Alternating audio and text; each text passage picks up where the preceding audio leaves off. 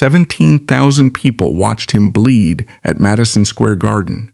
But the man taking the punches didn't legally exist. The public cheered for Bill Brennan, a fake Irish hero invented by promoters to sell tickets. The real man absorbing the brain damage was Wilhelm Schenk. The boxing industry stripped his German identity, monetized his physical destruction, and abandoned him the second his reflexes died. Boxing ruined his brain, but the mafia ended his life. 2 point-blank bullets to the chest in a narrow hallway. The media sold it as a tragic bar fight.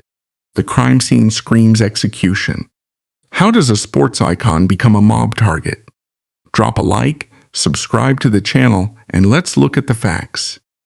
Wilhelm Schenk was born on June 23, 1893, in Louisville, Kentucky. He grew up in extreme poverty.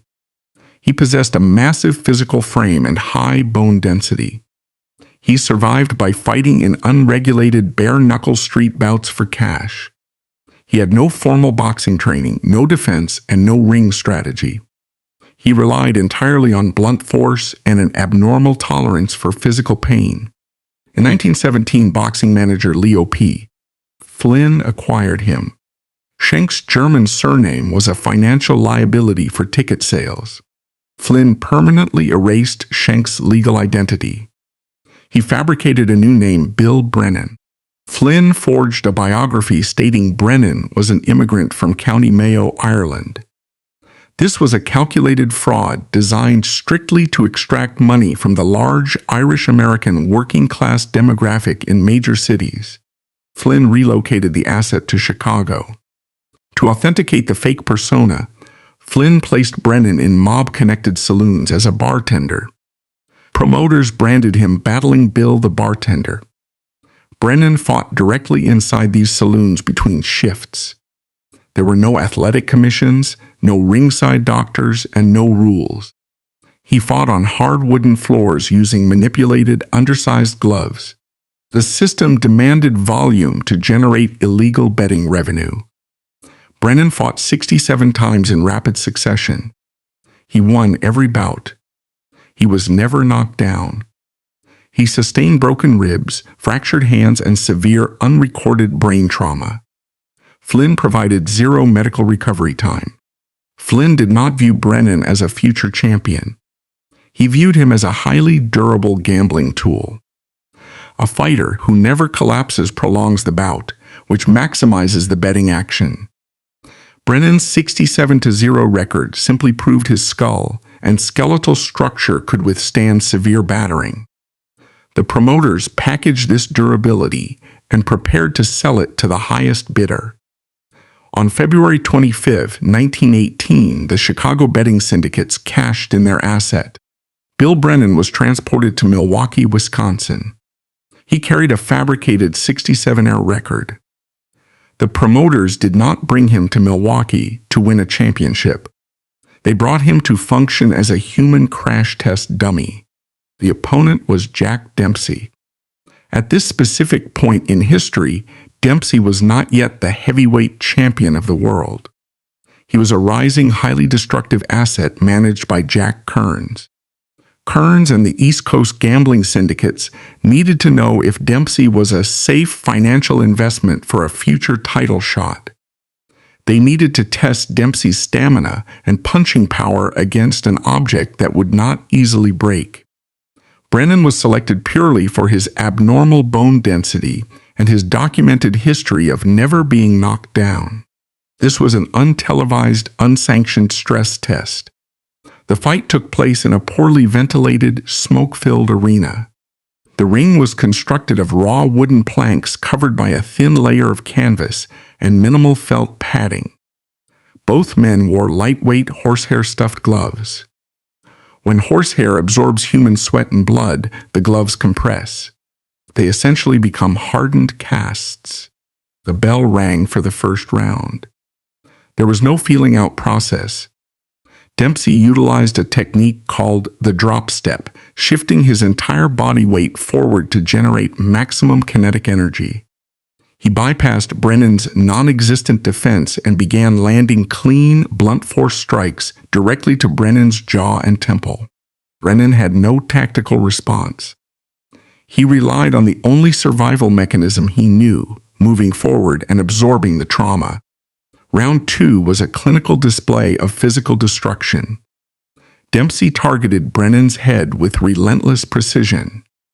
The impact of a heavyweight punch causes the brain to violently accelerate and decelerate inside the skull, tearing blood vessels and causing immediate neurological misfires.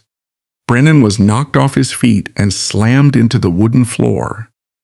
It was the first knockdown of his life. Under normal biological conditions, the fight ends there. The central nervous system forces the body to stay down to prevent fatal brain damage. Brennan's nervous system was overridden by his survival instinct. He stood up. Dempsey immediately closed the distance and dropped him a second time. Brennan stood up again. Dempsey landed another combination.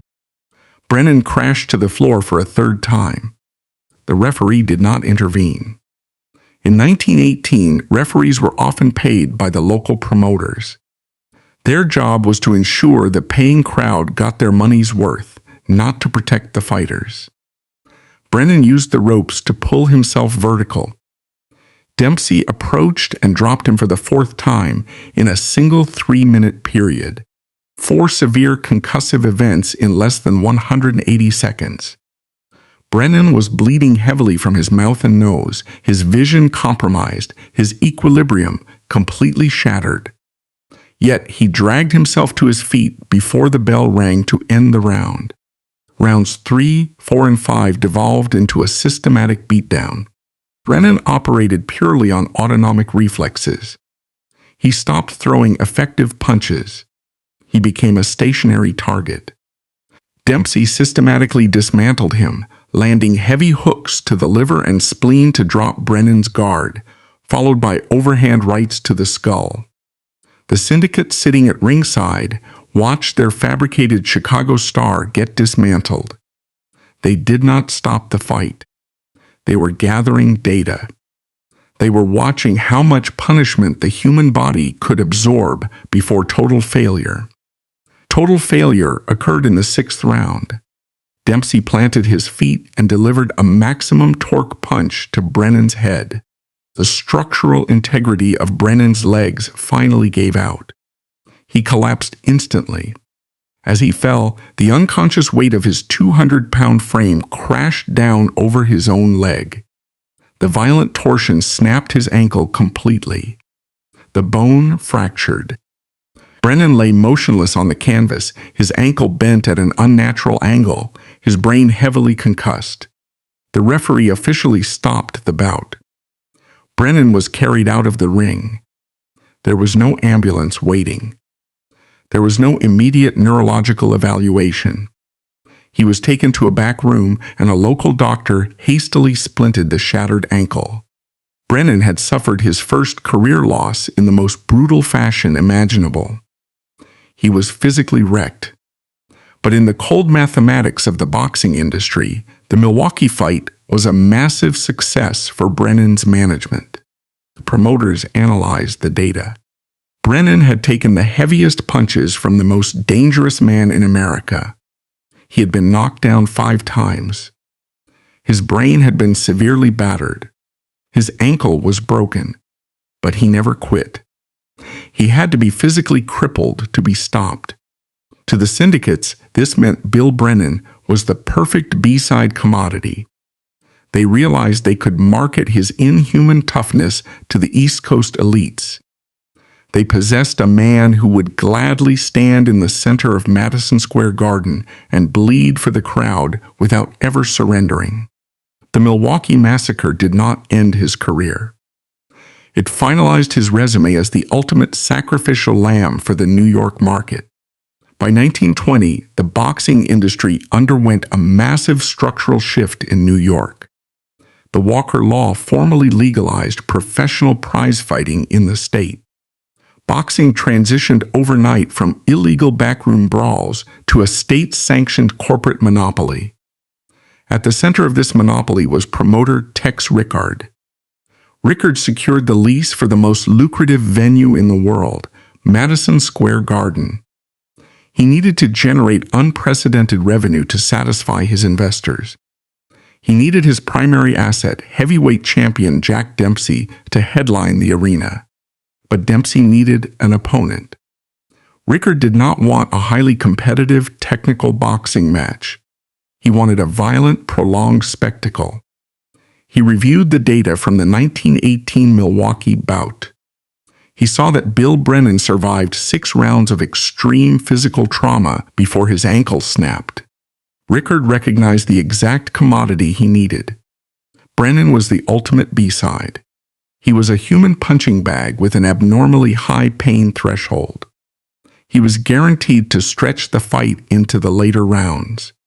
The longer the fight lasted, the more the tension built, and the more the underground betting syndicates could manipulate the live odds.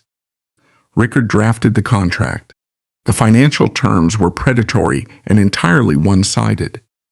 Dempsey, as the champion and the A-side, received a massive percentage of the live gate receipts. Brennan was offered a flat guarantee of $35,000. In 1920, this was a massive sum of liquid cash for a man who previously poured drinks in Chicago saloons. But in the context of the event's total projected revenue, it was a fraction of a percent. The contract contained 0 provisions for medical coverage. There was no life insurance policy. There was no pension fund contribution. If Brennan died in the ring, his family received absolutely nothing. If he sustained permanent brain damage, the promoters carried 0 financial or legal liability. Brennan signed the document. He sold his physical safety, his neurological health, and his potential lifespan for a one-time cash payout. The fight was scheduled for December 14, 1920. Madison Square Garden was packed to maximum capacity. Nearly 17,000 ticket buyers filled the arena. The crowd was strictly segregated by class and power. The front rows were occupied by Wall Street bankers, corrupt city politicians, and high-ranking figures of the New York underworld. This included operatives from Arnold Rothstein's gambling syndicate, who tightly controlled the illegal betting markets. The upper tiers were filled with working-class laborers. The air was thick with cigar smoke and the heavy transfer of illegal currency. The syndicates heavily backed Dempsey. Brennan was expected to take a brutal beating and eventually collapse. Brennan stepped into the ring. He did not follow the script. He did not fight like a stationary target. He fought with sharp, calculated aggression. He had studied Dempsey's aggressive forward movement. For the first 9 rounds, Brennan systematically dismantled the champion's defense. He utilized a stiff, heavy left jab. He snapped Dempsey's head back repeatedly, disrupting the champion's rhythm. He followed the jab with sharp right uppercuts on the inside. The physical damage to Dempsey was severe and immediate. Brennan landed a specific tearing hook to the side of Dempsey's head. The blunt force split Dempsey's left ear completely open. The cartilage ruptured. Blood poured down the champion's neck and chest, staining his torso and gloves.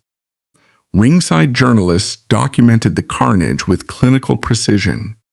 Veteran sports writer Grantland Rice sat feet away from the apron. He recorded that Dempsey's ear looked like a piece of butchered veal mixed with a bloody sponge. The champion was bleeding heavily, his vision impaired by the swelling and the constant physical pressure. Entering the 10th round, Brennan was leading on the judges' scorecards. He was outboxing the most feared man on the planet. The high-rolling gamblers at ringside began to panic. Millions of dollars in illegal wagers were tied to a Dempsey victory. A Brennan win would bankrupt several major bookmakers. But the human body operates on strict physiological limits. Brennan had expelled massive amounts of energy over 30 minutes of intense combat. He was taking damage even while winning. By the 12th round, his reflexes slowed by a fraction of a second. In heavyweight boxing, a fraction of a second is fatal. Dempsey saw a momentary opening. He planted his lead foot, shifted his weight, and delivered a devastating right hand directly into Brennan's solar plexus. The solar plexus is a complex, dense network of nerves located behind the stomach. A direct high-impact strike to this cluster causes the diaphragm to instantly spasm. It paralyzes the respiratory system. The lungs cannot draw oxygen. The body effectively suffocates while the brain remains fully conscious. Brennan froze. His respiratory system shut down. His hands dropped to his waist. Dempsey immediately pivoted and launched a maximum force left hook directly into Brennan's exposed jaw. The impact fractured the bone. The sheer kinetic force separated Brennan from his consciousness before his knees even buckled. He collapsed face first onto the canvas. The referee counted him out. The arena erupted. The betting syndicates secured their money. The establishment's champion remained on top. Brennan was revived in his corner. He was handed his $35,000 payout. The press hailed him as a warrior. The public narrative was perfectly polished, but the reality was grim. Brennan had just absorbed 12 rounds of heavy concussive trauma. His brain was damaged. His jaw was broken. His neurological decline was accelerating. More importantly, the $35,000 payout was a death sentence. In 1920, an uneducated fighter walking around New York City with that level of liquid cash immediately triggered the radar of the organized crime families. Brennan was no longer just a disposable fighter. He was a wealthy, naive target. The boxing system had paid him off, but the payout simply transferred his ownership from the sports promoters directly to the mafia. The trap was set, and the vultures began to circle. The financial success of the 1920 championship bout did not belong to Bill Brennan. It belonged to the managers, the venue operators, and the gambling syndicates that controlled the paper trail. The $35,000 purse given to Brennan was an immediate target for taxes, managerial cuts, and training expenses. What remained was a flat currency reserve held by a man with zero financial literacy. More critically, the physical cost of those 12 rounds against Jack Dempsey could not be liquidated. The structural damage inflicted on Brennan's brain tissue was permanent. The boxing industry, however, operates on a principle of continuous asset liquidation. A fighter's drawing power depreciates rapidly if they are kept out of the public eye. Consequently, the management structure did not permit a prolonged medical recovery period. They required Brennan to return to the ring immediately to capitalize on his status as the man who had split the champion's ear open. The physiological reality of professional boxing in the early 1920s was completely decoupled from medical science. The term punch drunk was used by sports journalists as a casual description rather than a terminal neurological diagnosis. In medical terms, Brennan was experiencing the accelerated onset of chronic traumatic encephalopathy. Every concussive blow delivered to his cranium caused the brain to collide with the interior walls of the skull, shearing microscopic nerve fibers and causing localized microhemorrhages. This trauma accumulated through a series of poorly regulated bouts scheduled throughout 1921 and 1922. The promoters did not match Brennan against low-risk opponents to preserve his health. They booked him into high-impact contests across the country to maximize gate receipts. The public paid to see the durable Irish caricature absorb punishment, and the system delivered exactly what the market demanded. By the start of 1923, the physical degeneration began to manifest externally. Brennan's reaction times, previously measured in fractions of a second, slowed measurably. His footwork lost its lateral fluidity, shifting into a heavy, flat-footed march. His speech patterns began to slur, an overt indicator of damage to the motor speech area of the cerebral cortex. Despite these severe indicators, the New York State Athletic Commission did not intervene. The regulatory body existed primarily to ensure the collection of state tax revenues from ticket sales, not to enforce neurological safety standards. The Commission's physicians conducted rudimentary physical exams that consisted of basic heartbeat checks and blood pressure readings. If a fighter could stand upright and see out of both eyes, he was cleared to compete. The system required a continuous supply of recognizable names to fill the cards, and Brennan remained a highly bankable name. The exploitation reached a critical threshold on March 12, 1923. The promoters matched Brennan against Luis Ángel Firpo, an aggressive Argentine heavyweight known as the Wild Bull of the Pampas.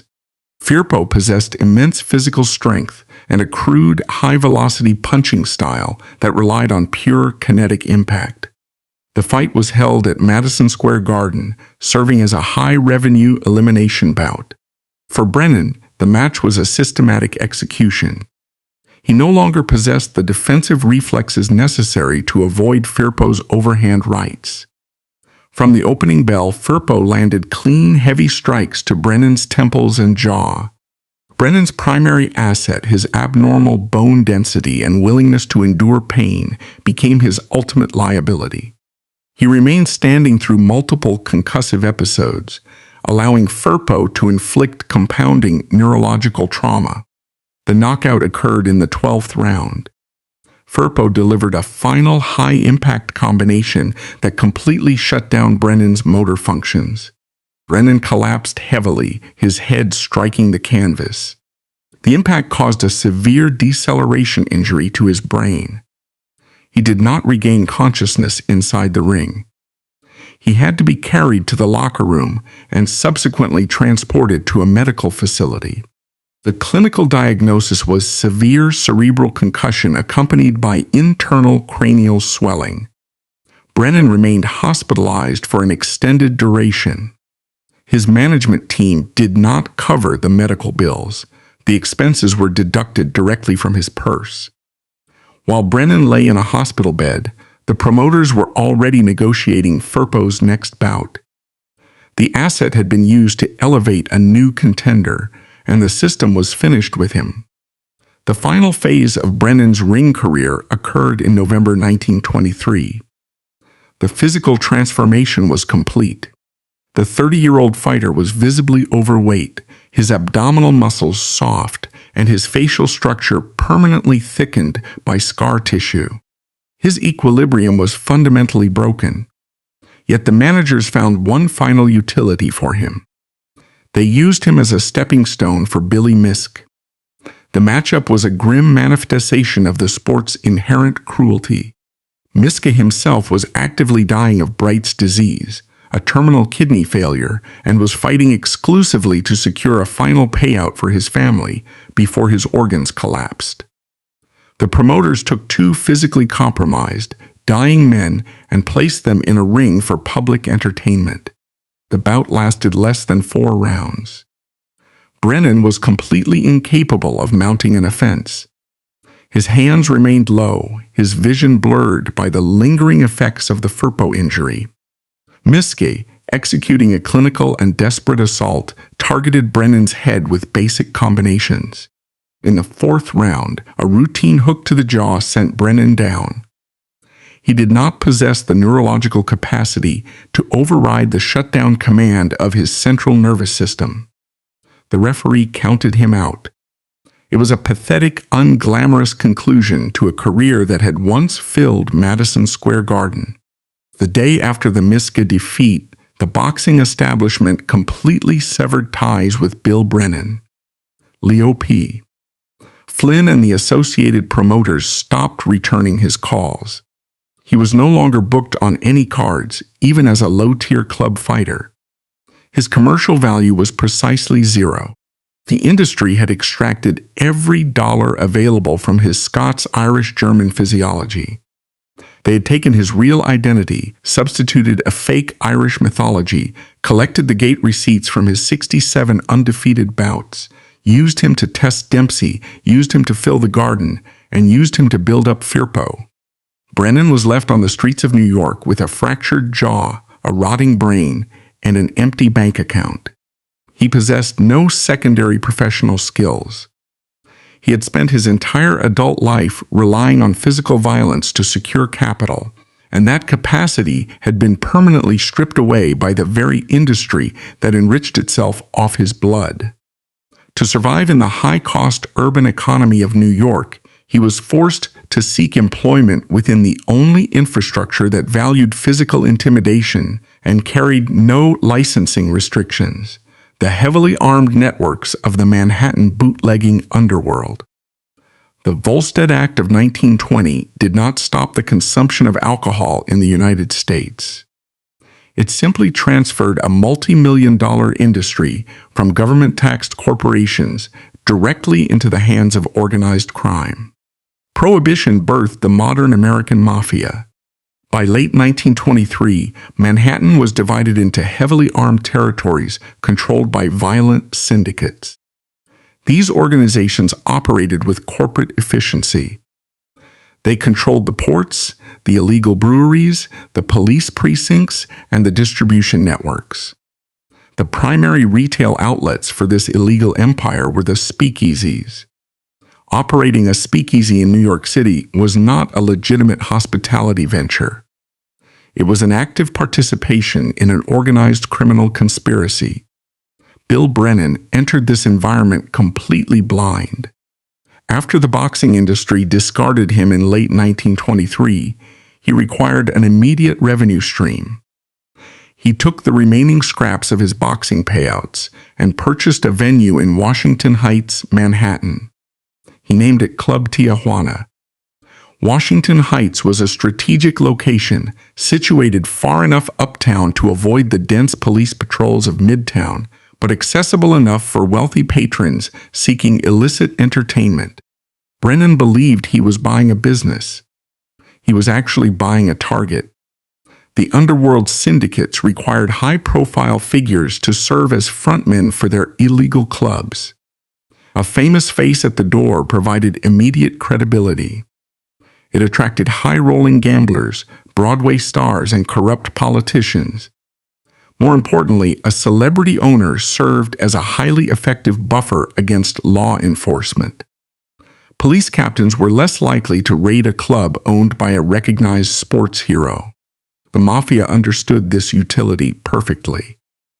They allowed retired athletes and actors to hold the leases on these properties, but the syndicates held the actual power. They dictated what alcohol was sold, who supplied it, and how much protection money was paid. Brennan was stepping into a highly structured extortion machine.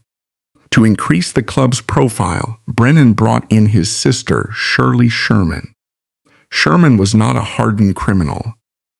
She was a legitimate, successful actress who performed in the prestigious Schubert Theater productions on Broadway. She agreed to perform as a singer at Club Tijuana to help her brother draw a high-end crowd. Her presence worked. The Broadway elite began frequenting the Washington Heights location. The club began generating significant cash revenue. This cash flow immediately triggered the territorial censors of the local mob bosses. The area was under the heavy influence of the syndicate operated by Jack Diamond. Diamond was not a sports promoter. He was a ruthless, trigger-happy bootlegger and extortionist who built his empire on extreme violence and intimidation. His crew controlled the supply of illegal beer and liquor in that sector of Manhattan. They operated on a strict, non-negotiable business model. If a club operated in their territory, the club purchased their heavily watered-down alcohol at vastly inflated prices, and the club paid a weekly cash tribute for the privilege of staying open.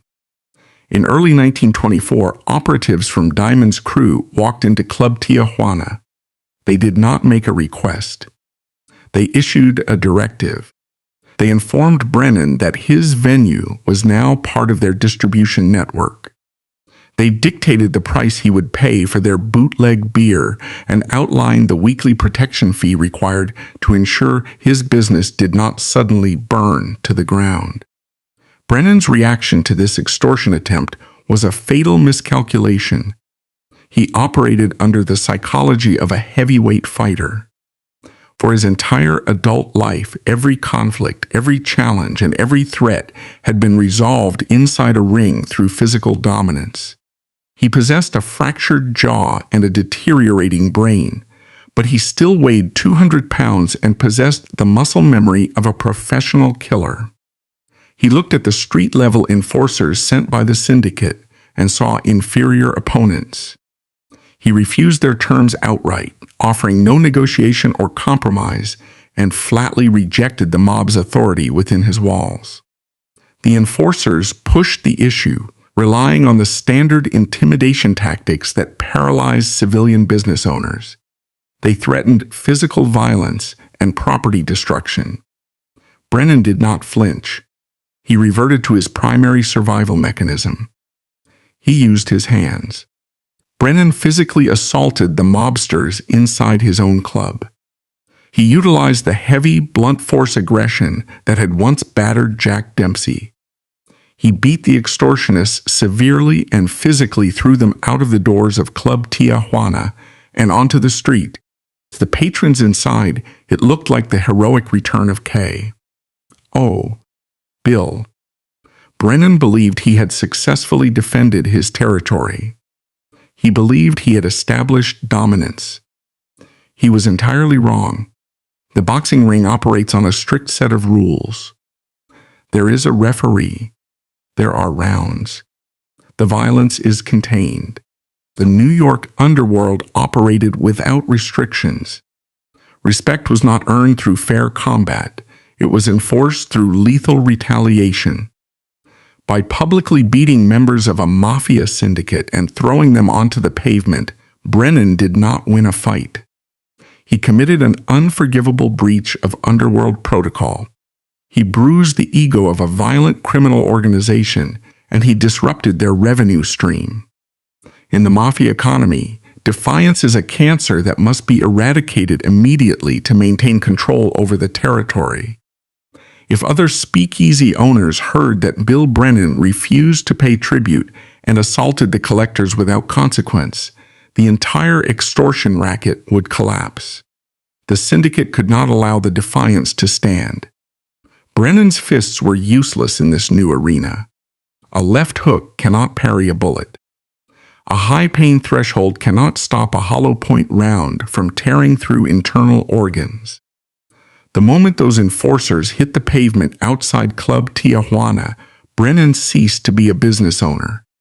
He was reclassified by the syndicate as a liability. The order was given. The hit was sanctioned. The former heavyweight contender was now marked for execution. It was 3:30 in the morning on June 15, 1924. The illegal liquor operations at Club Tijuana were shutting down for the night. The high-profile patrons, the Broadway actors, and the gamblers had cleared the premises. The environment transitioned from a chaotic, loud speakeasy to a quiet, vulnerable cash-counting operation. Bill Brennan sat at a table in the back. He was processing the night's revenue. The cash on the table represented the exact reason the local syndicates wanted him removed.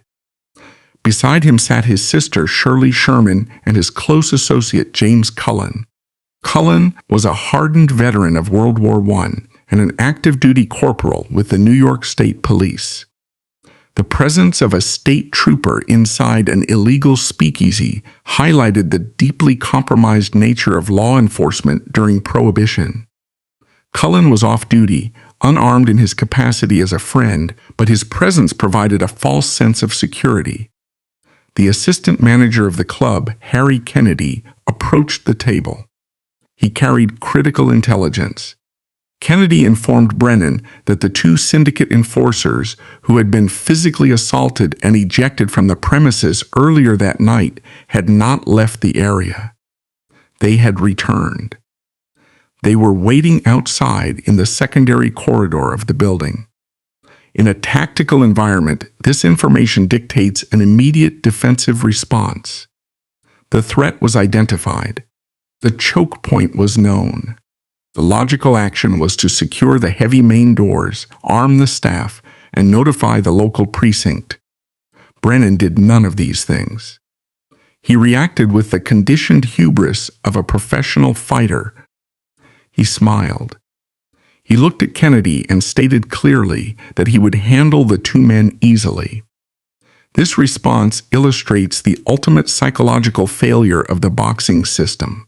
For 10 years, the industry had conditioned Brennan to believe that his physical size and punching power made him invincible. He had survived Jack Dempsey. He had survived 67 bare-knuckle brawls. He genuinely believed that a street-level dispute with mob enforcers could be resolved with his fists. He failed to comprehend the fundamental difference between a regulated athletic contest and an organized assassination. In the ring, combat is a test of endurance. In the underworld, combat is a mechanical process of elimination. Brennan stood up from the table. He did not ask Trooper Cullen for backup. He did not arm himself. He walked away from the security of the main room and exited through the heavy doors into the secondary hallway. The architectural layout of the hallway was a death trap.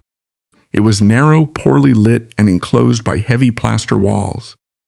There was no lateral room to maneuver. There was no space to utilize footwork or establish distance. It was a fatal choke point designed for a close-quarters ambush. The two syndicate operatives, James Hughes and Frank Rossi, had selected this exact location with clinical precision. They were not there to engage in a fist fight. They were there to execute a contract. As Brennan's large frame filled the doorway and entered the dim light of the corridor, the two men stepped out from the shadows. There was no prolonged confrontation. There was no time for Brennan to assume a fighting stance. Bypassing physical combat, the operatives neither threw a punch nor attempted to grapple. A brief, harsh verbal exchange occurred, lasting only a few seconds. Brennan stepped forward, intending to use his physical mass to intimidate the intruders. Hughes bypassed Brennan's physical defenses entirely. He drew a concealed weapon. The firearm was a .25 caliber semi-automatic pistol. The .25 ACP is not a high-powered military round. It is a small, low-velocity projectile designed explicitly for deep concealment and close-range deployment. It is an assassin's tool. It requires extreme proximity to ensure fatal organ damage. Hughes possessed that proximity. He raised the weapon and leveled the barrel directly at Brennan's torso. The distance between the muzzle of the pistol and Brennan's chest was exactly 6 inches, 15 centimeters. At this range, human reaction time is irrelevant. A heavyweight boxer's reflexes, even if they had not been deteriorated by brain damage, cannot intercept a bullet traveling at 800 feet per second. Hughes pulled the trigger twice in rapid succession. The mechanical action of the semi-automatic pistol cycled flawlessly. 2 sharp, deafening detonations ripped through the confined acoustics of the plaster hallway. The ballistics were instantly devastating. The first, .25 caliber projectile penetrated Brennan's chest cavity. At point-blank range, the bullet retained maximum kinetic energy, shattering the sternum and tearing directly into the central cardiovascular network. The second round entered his lower abdomen, ripping through the dense tissue of the intestines and causing massive internal hemorrhaging. The physical destruction of the human body by a firearm is immediate and catastrophic.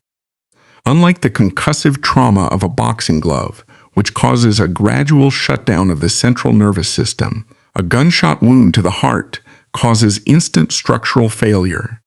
The blood pressure drops to 0. Oxygen stops flowing to the brain. The muscles instantly lose tension. Bill Brennan, the man who had absorbed hundreds of heavy blows from the most dangerous fighters on the planet, was neutralized in less than 2 seconds by a piece of lead weighing 50 grains. The fight was over before it began. Brennan collapsed straight down. His 200-pound frame hit the plaster floor with a heavy, dead impact. A massive pool of arterial blood immediately began to spread across the hallway. There was no referee to administer a count. There was no bell to save him. At exactly 30 years of age, the fabricated Irish hero of Madison Square Garden was dead. The corporate machinery of the boxing industry had built him into a commodity, extracted the profit from his skull, and abandoned him to the wolves of the prohibition economy. The mob simply finished the disposal process. Gunfire detonated in a confined space does not sound like a movie.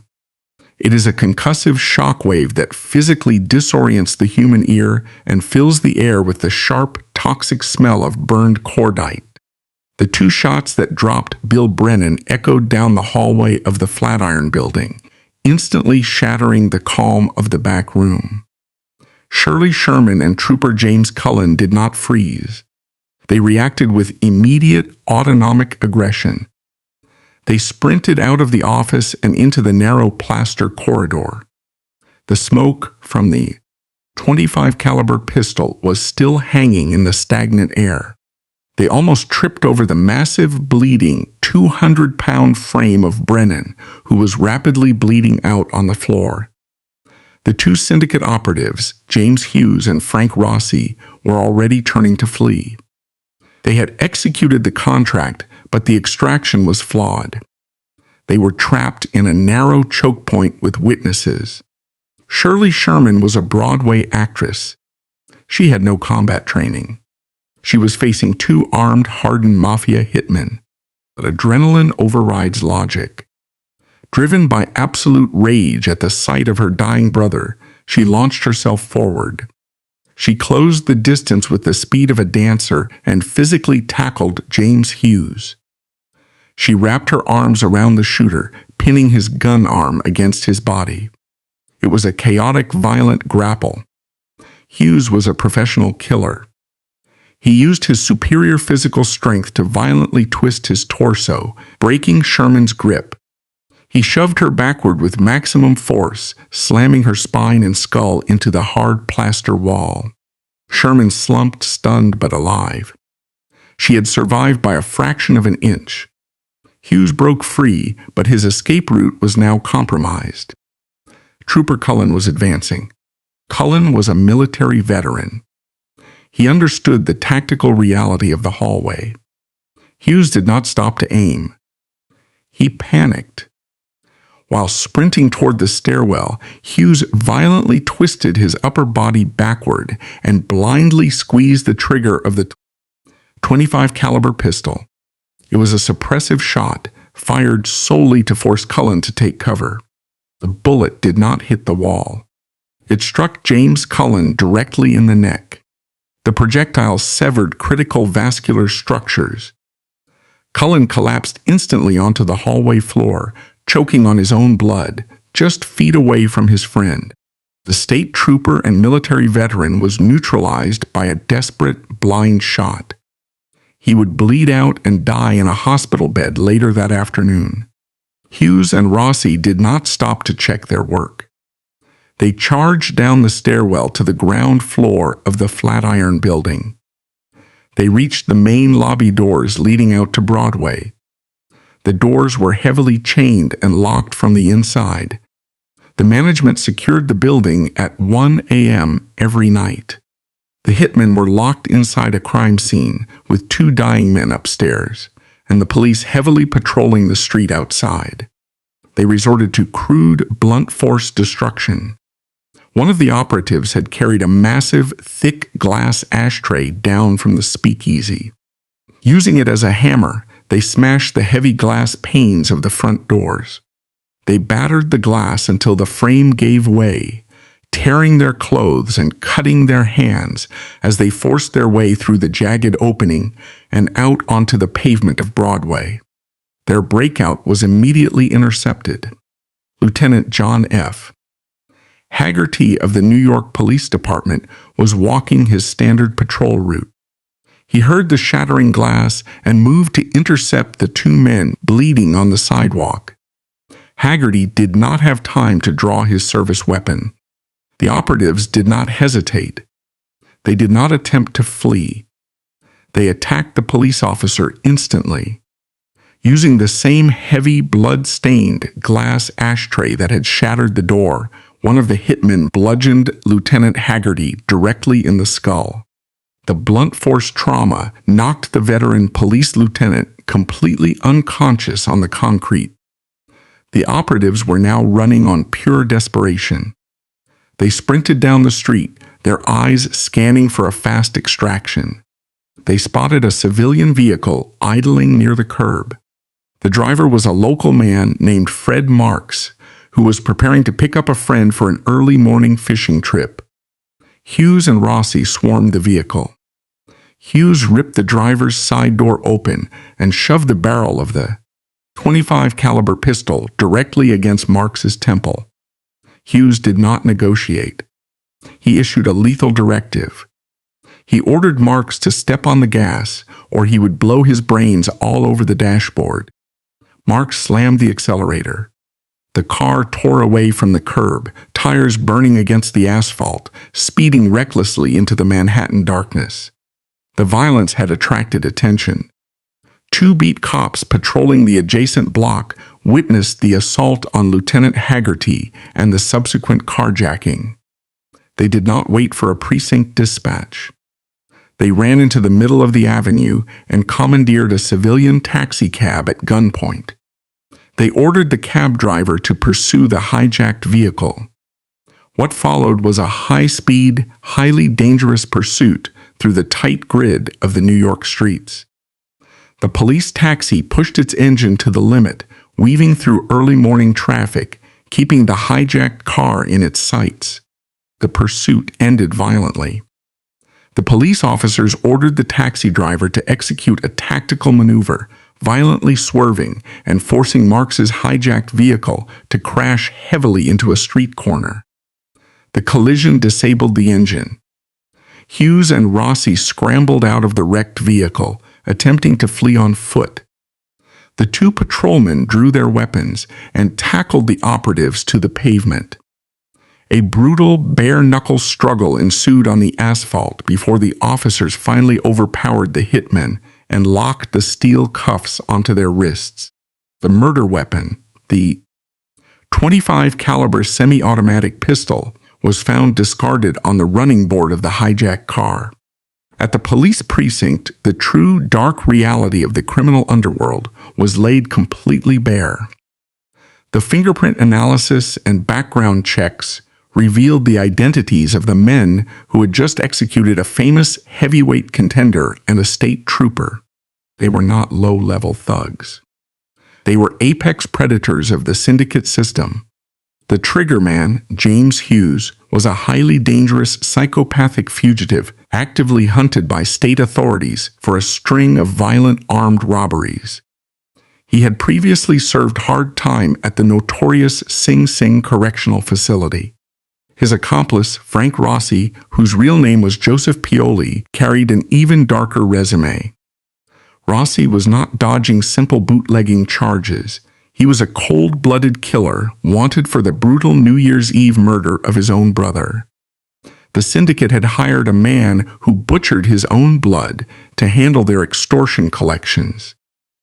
These were the men the mafia utilized to enforce their business models. They were untethered from human morality, functioning purely as violent tools for the mob bosses pulling the strings. The funeral of Bill Brennan was held at St. Rose de Lima Church. It was a massive public spectacle. Over 5,000 people flooded the streets of New York to watch the casket of the former Madison Square Garden headliner be carried down the steps. The Irish-American working class turned out to mourn the man they believed was their native son. They mourned the fabricated hero from County Mayo, completely unaware that they were burying Wilhelm Schenk, a German-American kid from Kentucky. The police detectives assigned to the case were not fools. They analyzed the ballistics, the extortion threats, and the criminal profiles of Hughes and Rossi. They knew exactly what had happened. They publicly stated that the assassination was a highly coordinated, premeditated hit ordered by the bootlegging syndicates to eliminate a non-compliant business owner. But the system protects the system. The mafia bosses operating the illicit liquor trade held immense leverage over the city's political and judicial infrastructure. The true narrative of an organized mob hit was dangerous. It threatened to expose the deep connections between the speakeasies, the corrupt precinct captains, and the politicians who drank there. Invisible pressure was applied. Money changed hands. The press, acting as the propaganda arm for the establishment, immediately shifted the narrative. They stopped printing the detectives' findings. They buried the extortion angle. In the newspaper columns, the targeted execution of Bill Brennan was officially rewritten as a spontaneous, unfortunate barroom brawl that had simply escalated out of control. It was framed as a tragic accident born of late-night drinking. The men who ordered the hit were never charged. Jack Legs Diamond and his lieutenants never faced a grand jury for the murder of Bill Brennan. They continued to collect their protection money.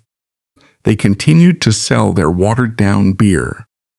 The syndicate's revenue stream remained uninterrupted. The boxing industry did not mourn.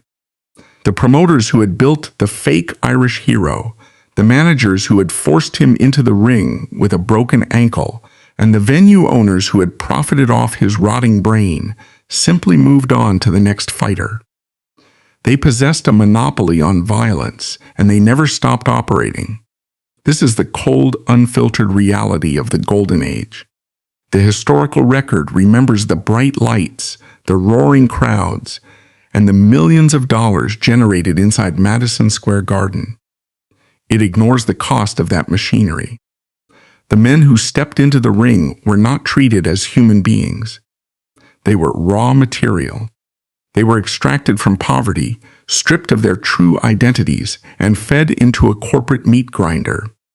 They were paid to bleed for the entertainment of the elite. And when their bodies failed, when their brains were damaged, and their commercial value hit zero, they were discarded into an underworld that swallowed them whole. Bill Brennan did not die because he was a bad fighter. He died because he believed the lie the promoters sold him. He believed he was a king. But in the brutal mathematics of American capitalism, there are no kings in the ring. There is only the machine and the meat it leaves behind.